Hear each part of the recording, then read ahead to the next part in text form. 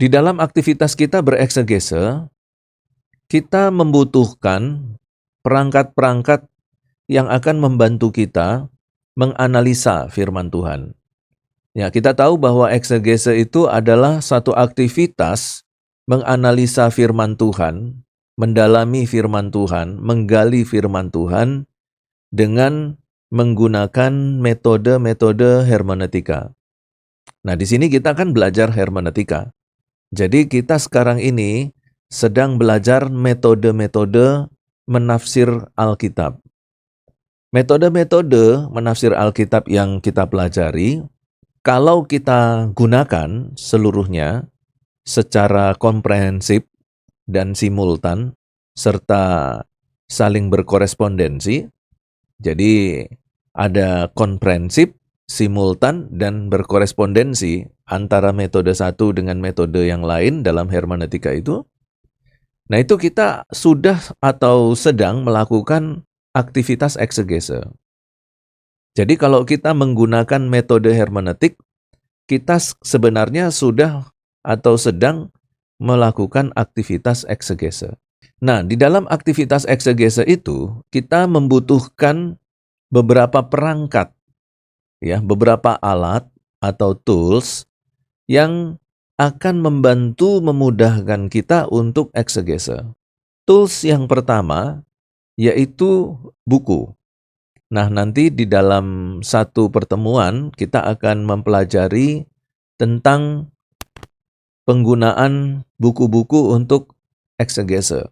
Nah, untuk buku ini sendiri, nanti kita akan melihat ada beberapa pembagian buku-buku dan beberapa saran yang akan saya sampaikan bagaimana caranya kita bisa memiliki buku-buku.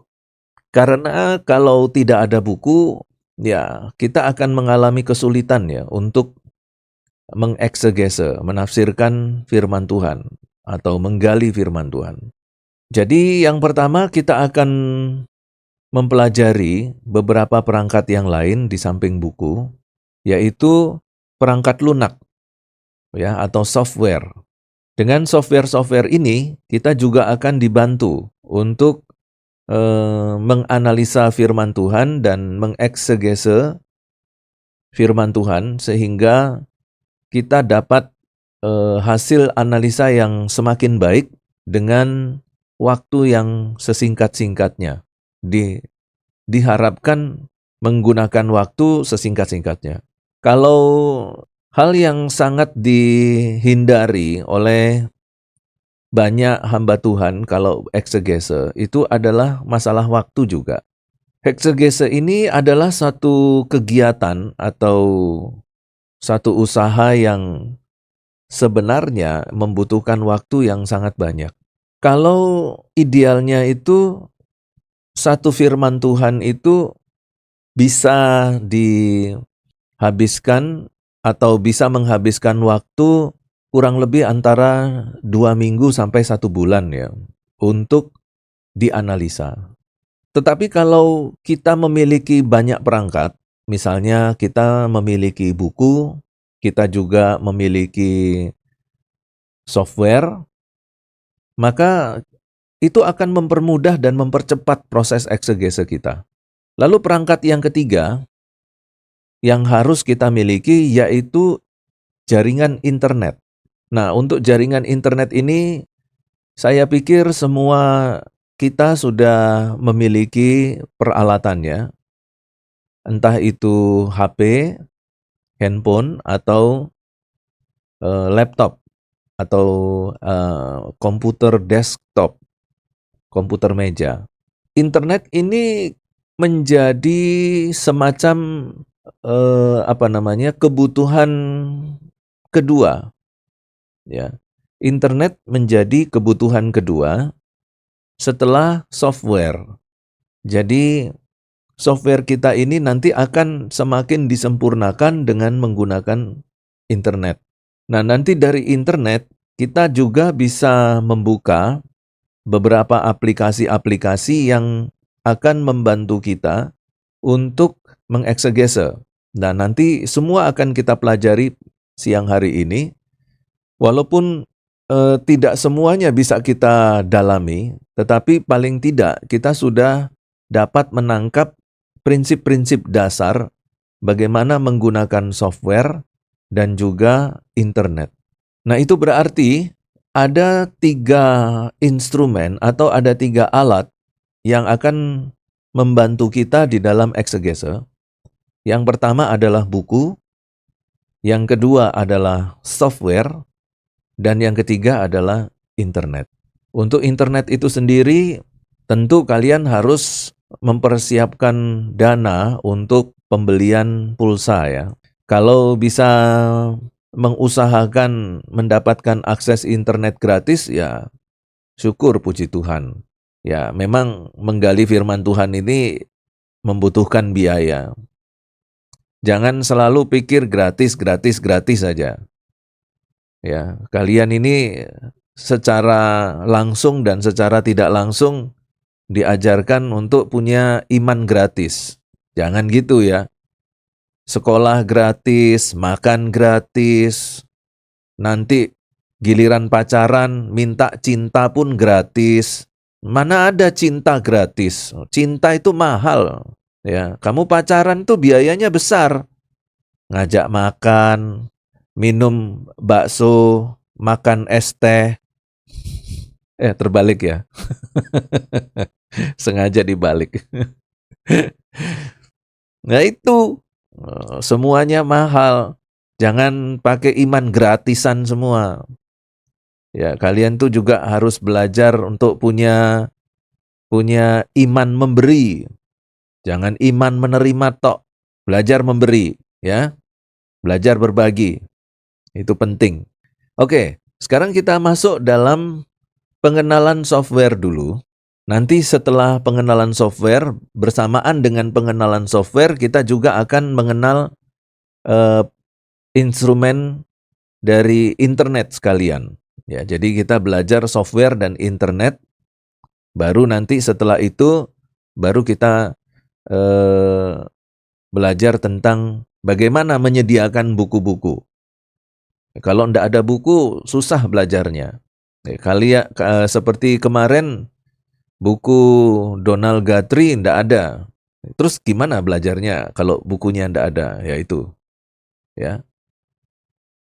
Nah, sekarang kita coba untuk melihat beberapa tampilan yang akan saya munculkan. Nah, inilah yang saya maksudkan penggunaan monitor ya. Semakin besar monitornya, semakin bagus. Sebelumnya saya akan menunjukkan satu kasus, dan kasus ini pernah ramai di media sosial karena dipertanyakan tentang keabsahan Alkitab kita.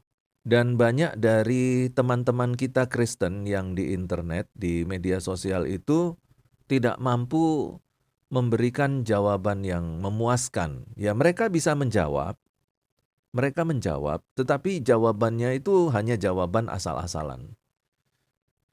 Nah, jawaban asal-asalan itu bisa dikarenakan mereka tidak siap sebenarnya memberikan jawaban, atau mereka menjawab ya tanpa memiliki dasar yang kuat, sehingga terkesan jawaban mereka itu asal-asalan.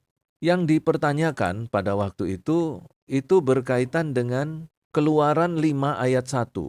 Keluaran 5 ayat 1, ya, dengan permasalahan utamanya adalah bahwa dari kelompok di luar masyarakat Kristen ini, mereka berkata bahwa Allah Israel, yaitu Yahweh, itu memerintahkan bangsa Israel itu berziarah ke Mekah, ya, ke Arab Saudi. Di Mekah itu yang tempatnya berziarah haji itu.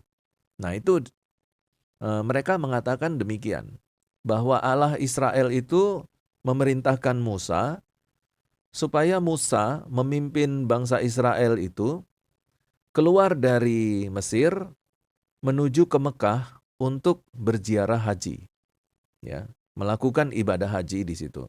Nah, ayat yang mereka pakai itu adalah Keluaran 5 ayat 1. Nah, nanti dari sini kita akan menggunakan beberapa software untuk menjawab pertanyaan-pertanyaan apologet seperti ini. Keluaran 5 ayat 1. Nah, kalau kita melihat dari bahasa Indonesianya, itu tidak ada masalah. Kemudian Musa dan Harun pergi menghadap Firaun, lalu berkata kepadanya, "Beginilah firman Tuhan, Allah Israel, biarkanlah umatku pergi untuk mengadakan perayaan bagiku di padang gurun." Nah, di sini ada istilah padang gurun. Ya, saya ulang di bagian terakhir, kalimat terakhir, biarkanlah umatku pergi. Nah, ini kan perkataan Allah Yahweh, Allah Israel, ya, kepada Musa. Dan dari Musa nanti diteruskan kepada Firaun. Bahwa Allah Israel meminta Firaun melalui Musa dan Harun agar Firaun itu membiarkan umat Israel itu untuk pergi mengadakan perayaan. Ya, perayaan bagi Tuhan Allah Israel di padang gurun. Nah, yang nanti dipertanyakan itu adalah kata perayaan ini. Karena bagi mereka kata perayaan ini nanti mengarah kepada ibadah haji.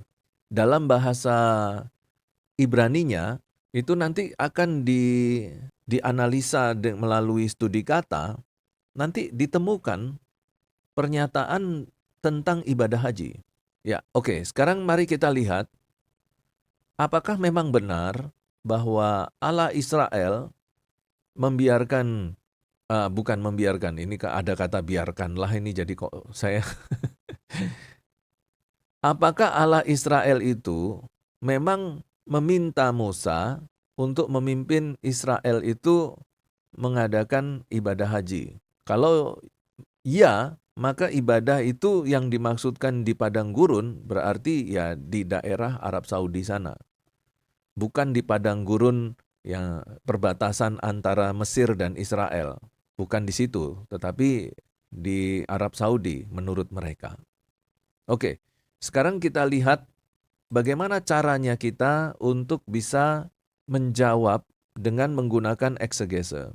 Sebelum kita melanjutkan untuk menjawab pertanyaan dari teman-teman kita tentang Keluaran 5 ayat 1 ini, maka kita harus mempersiapkan dulu beberapa perangkat supaya nanti kita bisa dengan cepat melakukan eksegese dan mempersiapkan jawaban. Nah, perangkat yang pertama adalah menginstal beberapa software-software gratis yang bisa kita dapatkan dari internet. Nah, yang pertama adalah software S-Word. Ini S-Word. Ya, nah, bagaimana caranya? Gampang sekali sebenarnya. Kita pergi ke salah satu browser. Nah, di sini browser yang saya pakai itu Firefox. Saudara bisa pakai bermacam-macam browser ya. Bisa pakai browser Google Chrome ya atau Microsoft Edge yang disediakan Microsoft. Nah, dari pencarian Google kita ketik saja download S-Word. Download S-Word. Nah, itu sudah langsung muncul ya, S-Word. Nah, jadi S-Word ini ternyata sudah punya versi Android-nya. Jadi kalau kalian memiliki HP yang cukup lumayan canggih ya, menengah gitu ya, HP menengah, itu mungkin bisa menginstal S-Word dalam versi Android ya. Tapi ini versi komputer ya, desktop ya. Bisa juga diinstal di laptop. Ya, kita klik S-Word begini. Kemudian nanti di bagian sebelah kiri kita perhatikan kalimat ini ya, download S-Word free latest version. Kita pilih versi yang terakhir. Kita klik saja. Nah, nanti akan muncul, jadi pilih website dari asli S-Word-nya ya. Ini ya, https www.sword.net supaya nanti bisa langsung download. Jadi kalau kita klik di sini, dia akan muncul tampilan seperti ini. Ya, download. Nanti di sini akan disediakan aplikasi S-Word itu sesuai dengan OS kita ya, operating system di komputer kita. Kalau kita pakai Apple, dia langsung sudah mengarah ke Apple, jadi nggak usah repot-repot untuk pilih-pilih lagi. Ya ini karena saya pakai Windows, jadi S-Word-nya itu sudah langsung S-Word yang kompatibel dengan Windows. Nah di bagian ini, di bagian download ini kalian klik saja. Nanti akan muncul tampilan seperti ini kalau kalian pakai software pengunduh ya, software download. Tapi kalau kalian tidak pakai software download, nanti dia akan muncul di pojok kanan ya. Seperti biasa kalau kalian mendownload sesuatu di internet. Jadi kita download saja. Setelah download selesai, langsung saja diinstal. Nanti kalian ikuti saja semua petunjuk-petunjuk instalasi S-Word-nya sampai finish ya. Saya pikir tidak sulit ya, kalian semua pasti bisa melakukannya ya. Jadi instalasinya tidak terlalu sulit. Ini kalau ada seperti ini, next aja. Nah ini karena saya sudah menginstal, maka GUI tampilannya seperti ini. Ya, apakah mau memodifikasi, ataukah mau mereparasi, memperbaiki, ataukah mau Bisa diulangi, Pak. Jaringan di menghapus. kelas terganggu, Pak. Nah setelah kita mengetik S-Word di Google pencarian, nanti dia akan muncul seperti ini, ya, web dari S-Word. Nah, pada bagian download ini, kamu klik saja di bagian tanda download. Lalu nanti dia akan memberitahukan, webnya akan memberitahukan apakah kita akan mendownloadnya, ya. Lalu kalian okekan saja, dan nanti akan mendownload. Lalu hasil dari download itu kita langsung install ke komputer. Nah ini seperti ini kalau saya menggunakan software download.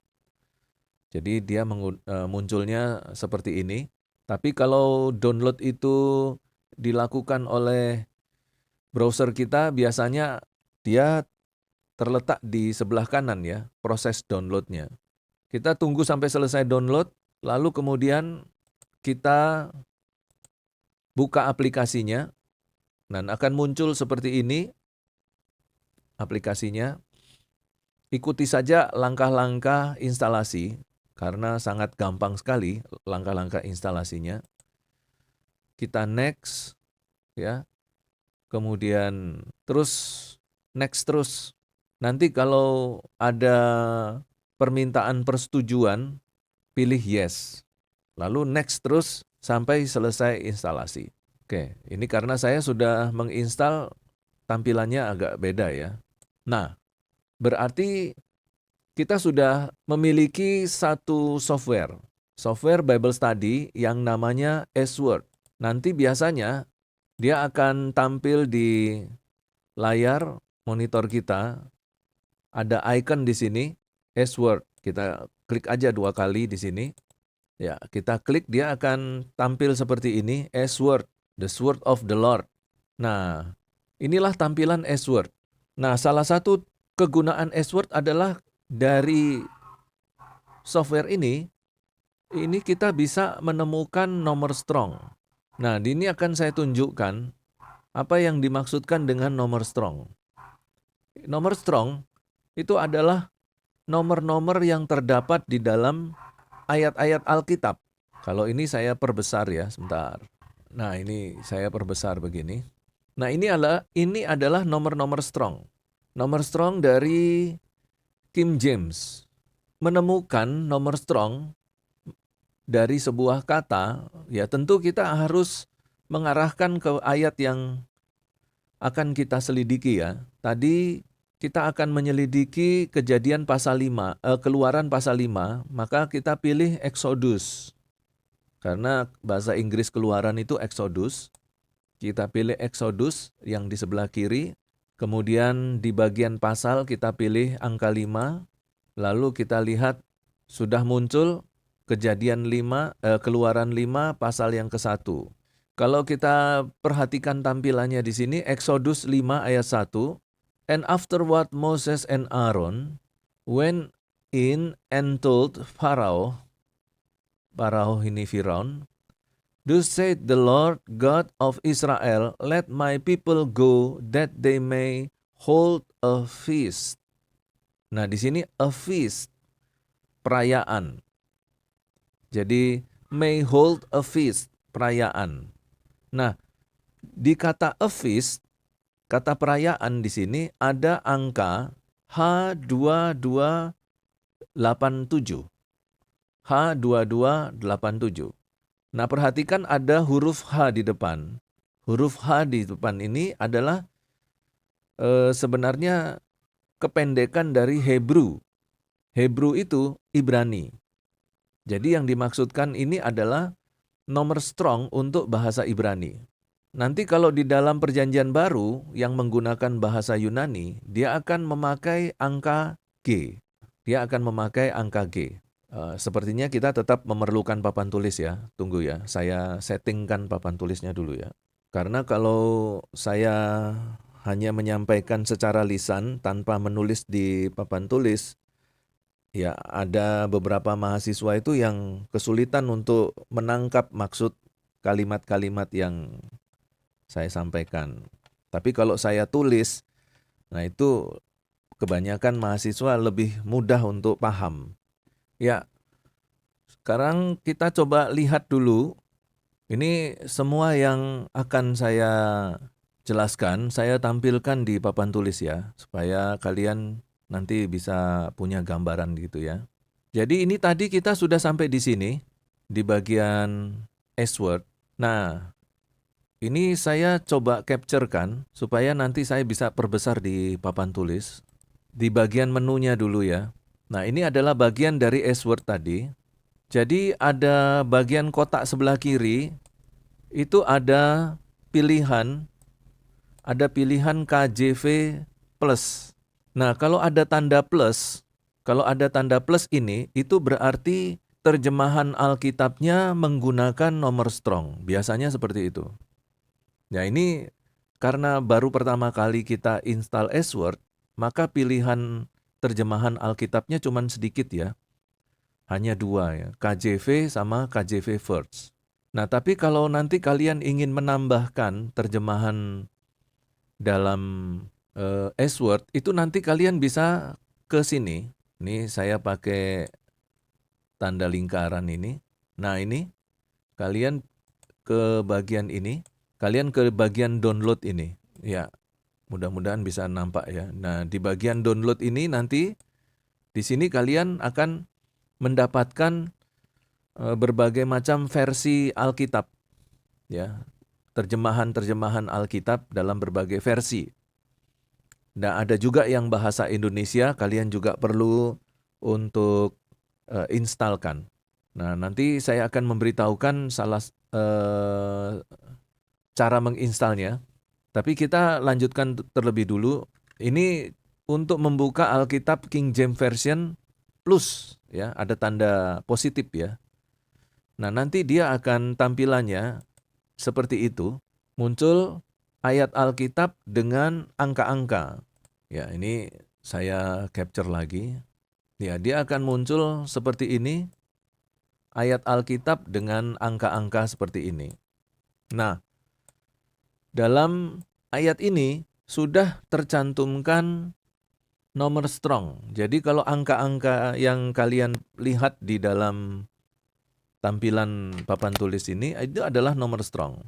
Nah, karena ada satu persoalan yang akan kita jawab, yaitu apakah betul Allah Israel itu memerintahkan Musa untuk memimpin bangsa Israel mengadakan ziarah ke Arab Saudi, yaitu dengan ziarah haji, yaitu dari kata ini, ya, a feast itu ya. Kalau baca ngawurnya feast. Nah, ini a feast. Nah, di sini tertulis H2287. Nah, inilah yang disebut dengan nomor strong. Nomor strong. Nomor strong itu dia terbagi menjadi dua. Ya, ada yang diawali dengan huruf H, seperti di contoh ini, H 2287. Jadi ada yang diawali dengan huruf H, tetapi ada juga yang diawali dengan huruf G. G sekian gitu, misalnya G25. Nah, H ini sebenarnya singkatan dari Hebrew.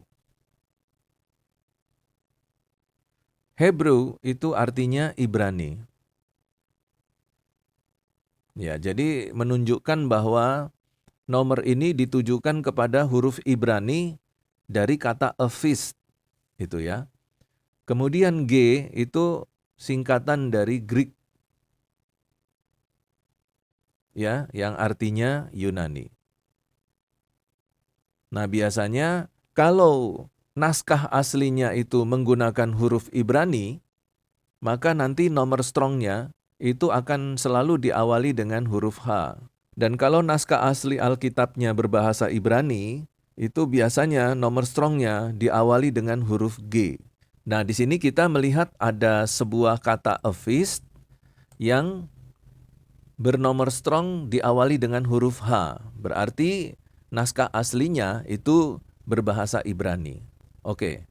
Nah, dari sini kita sudah mendapatkan sebuah nomor strong. Apa itu nomor strong? Nomor strong ini adalah angka-angka atau nomor-nomor yang membantu kita untuk aktivitas eksegese, karena dengan nomor ini nanti kita akan diarahkan kepada buku-buku referensi. Jadi dari eksegese, nomor strong ini dia akan mengarahkan kita kepada buku referensi. Nah, buku-buku referensi yang akan kita pakai, mereka akan menggunakan nomor strong ini sebagai acuan.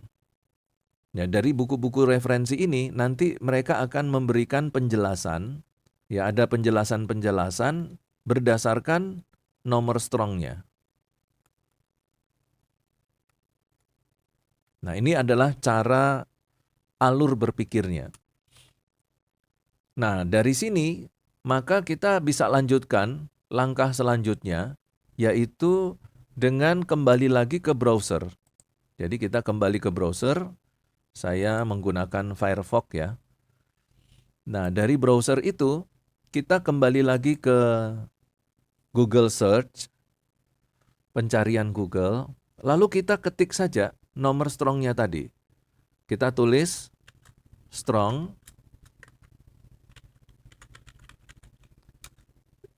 H2287. Nah, setelah kita ketikkan strong H2287, lalu kita enter. Nah, bagian pertama yang muncul itu adalah Blue Letter Bible.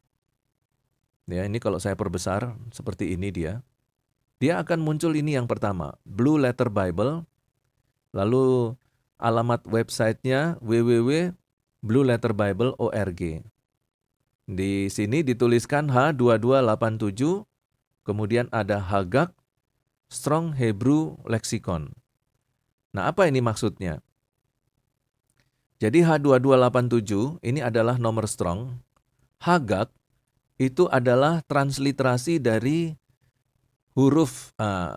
transliterasi kata Ibrani dari Hagak tadi yang tadi sudah kita pilih ya. A feast itu ya. Itu bahasa Ibraninya Hagak. Nah, nanti kita akan diarahkan kepada satu buku. Nah, ini judulnya sudah diberitahu oleh Blue Letter Bible, yaitu buku ini berjudul Strong Hebrew Lexicon. Nah, jadi kita klik aja dia. Nah, nanti akan muncul tampilan seperti ini. Ini adalah website dari Blue Letter Bible. Nah, dari website ini nanti kita akan menemukan penjelasan-penjelasan tentang kata Hagak ini. Nah, di bagian sebelah kiri Di sini ada tertulis leksikon Strong H2287, Hagag. Kemudian nanti akan terlihat tulisan bahasa Ibraninya, ya, Hagag. Ya, ini mudah-mudahan kalian masih ingat ya pelajaran bahasa Ibrani, setidak-tidaknya membaca ya. Nah, nanti bagaimana cara menafsirkan atau menganalisa bahasa Ibrani, ya, kata-kata dalam bahasa Ibrani itu nanti ada penuntunnya. Nanti saya akan berikan filenya. Dan dari situ nanti kita akan diarahkan untuk memahami istilah-istilah dalam tata bahasa Ibrani. Misalnya saja ya, di sini disebutkan outline a biblical usage. Nah, di sini disebutkan ada kal. Ada kal di sini. Nah, kal yang dimaksudkan di sini adalah sebenarnya istilah untuk tata bahasa Ibrani. Ya, kal itu apa? Ya, kita harus mengerti. Kalau ada kal di sini, kita harus mengerti kal itu apa. Nah, Pak, saya enggak tahu Pak, kal itu apa Pak? Nah, kalau enggak tahu, nanti saya berikan penuntunnya. Nah, dari penuntun itu akan diberikan penjelasan, kal itu apa. Tapi kalau misalnya agak kesulitan untuk mencari atau nunggu terlalu lama mengetahui kal itu seperti apa, ya kita coba-coba saja. Siapa tahu di internet memberikan penjelasan ya. Jadi kita bisa ketik dalam bahasa Inggris, what is kal in Hebrew? Ini. Nah, nanti akan diberitahukan kal itu apa gitu. Nah, di sini sudah langsung dikasih tahu stem kal. Nah, ini kalau kita klik di sini, nah dia akan muncul pemberitahuan tentang kal. Waduh Pak, ini kok bahasa Inggris ya Pak? Ya gampang ya, kita tinggal blok aja, terus kita pindahkan dia ke bagian terjemahan. Nah, di stem kal adalah bentuk stem yang bentuknya paling sederhana dalam bahasa Ibrani kita. Stem kal umumnya digunakan untuk menyatakan tindakan sederhana atau tindakan statis. Jadi, dalam bahasa Ibrani itu ada yang disebut dengan tindakan yang sederhana, tindakan yang statis. Nah, nanti kita akan diarahkan lagi dengan sebuah pertanyaan. Pak, itu tindakan sederhana atau tindakan statis itu yang seperti apa ya, Pak? Nah, itu kalian harus buka lagi ya, buku tata bahasa Ibrani ya. Pak, saya memang belajar bahasa Ibrani, Pak. Tapi belum sampai membahas tentang kal, Pak. Hah? Belum sampai di situ. Lalu apa yang kalian pelajari? Yang saya pelajari cuman belajar membaca, Pak. Ya sebenarnya sudah hampir sampai sih Pak, cuman tidak sampai di kal Pak, sudah habis waktunya. Ya oke lah, kalau begitu ya harus belajar sendiri ya, harus belajar sendiri. Nah nanti di situ kita bisa cari lagi informasinya di internet tadi ya, kita cari di internet. Ya, kal itu apa sih? Gitu. Kita coba, ini ada artikelnya, kita klik lagi. Dalam bahasa Ibrani kita, kata dasar kal adalah yang paling sederhana dari semua bentuk kata dasar, baik dalam bentuk maupun fungsinya. Ya, jadi kalau ada sebuah kata, dia ditulis dalam bentuk kal, itu berarti kata itu adalah kata dasar ya. Belum ada penambahan dan pengurangan. Jadi sebuah kata yang masih menjadi kata dasar, yang merupakan kata dasar, kata sederhana. Semua formasi dalam kata dasar lainnya berasal dari bentuk kal. Nah, jadi kita sudah langsung paham ini. Oh, jadi kalau ada kal, itu berarti dia adalah sebuah kata kerja yang belum memiliki imbuhan, belum memiliki tambahan. Kalau misalnya di dalam bahasa Indonesia, misalnya kata memasak, Kalnya apa? Kalnya masa. Itu adalah sudah merupakan imbuhan, tambahan. Jadi kalau sudah memasak, itu bukan kal lagi. Ya, bukan kal lagi. Tapi kalau hanya masak, nah itu berarti dia kata dasar, kata sederhana bagi atau menurut tata bahasa Ibrani, ya. Kemudian sejauh ini adalah bentuk kata kerja yang paling umum dan hampir selalu menyatakan tindakan sederhana dalam kalimat aktif. Nah, berarti kal di sini kata dasar dari kata kerja, ya. Diatesisnya adalah aktif. Kemudian dalam bahasa Inggris, kata kerja statis memerlukan kata kerja bantu menjadi untuk nilai terjemahan yang tepat. Dalam bahasa Ibrani Alkitab, sifat statis dari kata kerja ditunjukkan oleh kata kerja itu sendiri tanpa memerlukan kata kerja bantu atau tambahan. Jadi kita sudah langsung mengerti, oh itu dia ya. Jadi kal itu seperti itu. Jadi kita tulis di catatan kita, ya, a feast ini pakai warna biru ya, warna kuning ya. Jadi a feast ini adalah bentuk kata kerja kal. Ya, kata kerja kal ini adalah kata kerja sederhana dan diatesisnya adalah aktif. Itu. Nah, dari sini kita langsung mengetahui bahwa a feast, kita coba cek lagi, Pak, a feast itu apa ya, Pak? Ya, a feast ini kalau dalam bahasa Inggrisnya sama dengan pilgrim. Jadi a feast itu sebenarnya artinya bisa perayaan. Ya, bisa perayaan, bisa juga dalam pengertian pilgrims. Bahasa Inggrisnya pilgrims. Apa itu pilgrims? Yaitu seseorang yang melakukan perjalanan untuk melakukan perayaan agama. Jadi ada unsur perjalanan,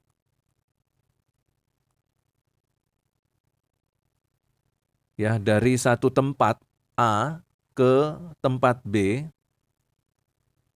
tujuannya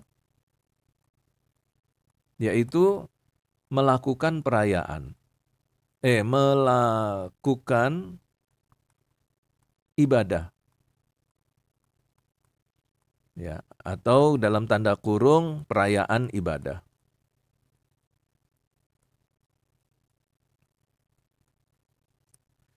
Ya, jadi itulah cara sederhana dalam menganalisa kata menggunakan nomor strong. Tapi ini baru awal ya, ini baru awal. Belum apa-apa, ini baru 1% dari 100% ya. Nah, jadi kita lihat di sini, kal, kita tahu bahwa perayaan ini adalah sebuah kata kerja.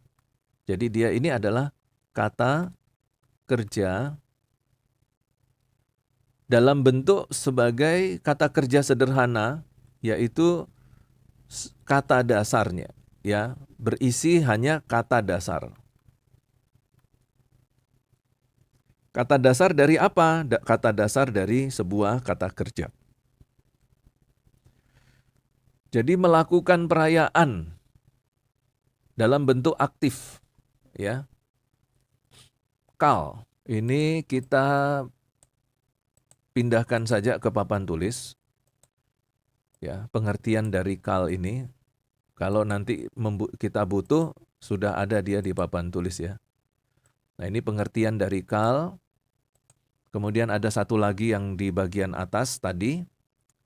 Kita pindahkan lagi ke papan tulis. Nah, kalau dalam pelajaran ini papan tulis, tapi kalau kalian, itu nanti kalian melakukannya di buku kalian ya, di kertas ya. Di buku analisa. Ya, kalian harus menyiapkan atau menyediakan sebuah buku untuk mencatat hasil analisa eksegese. Jangan cuma dibaca lalu mengandalkan kemampuan mengingat ya. Wah, itu Sulit sekali karena nanti akan muncul banyak materi-materi yang harus diingat ya. Itu sulit kamu mengingat semuanya, harus dicatat. Sebentar, ini tadi kita kembali ke sini. Jadi ini kita terjemahkan lagi. Nah, ini saya kasih tahu tahap-tahap sederhana bagaimana menganalisa menggunakan internet ya. Kita terjemahkan, lalu kita pindahkan ke catatan kita. Nah, catatan ini yang tadi saya maksudkan buku, ya, tapi di sini dalam bentuk papan tulis ya. Sudah kita catat supaya nanti pada saat kita mengalami kesulitan mengingat, nah kita sudah punya catatan-catatan seperti ini. Ya, kalau kalian juga menggunakan Windows, kalian juga bisa pakai papan tulis seperti saya ini ya. Jadi kita bisa bikin semacam skema gitu ya, dengan anak panah itu nanti membantu kita memudahkan pemahaman kita terhadap sesuatu. Nah, setelah itu kita kembali lagi ke Blue Bible Letter. Jadi di sini tadi kita sudah sampai di Blue Letter Bible, baru sampai di sini kan. Jadi kalau menurut buku Outline of Biblical Usage, arti dari kata Hagak ini ya, dengan nomor Strong H2287 Hagak ini, dia artinya adalah ini, to hold a feast, hold a festival, make pilgrimage. Jadi Pak ini saya enggak tahu lagi Pak bahasa Inggrisnya, enggak apa-apa. Selagi ada Google, gampang semuanya ya.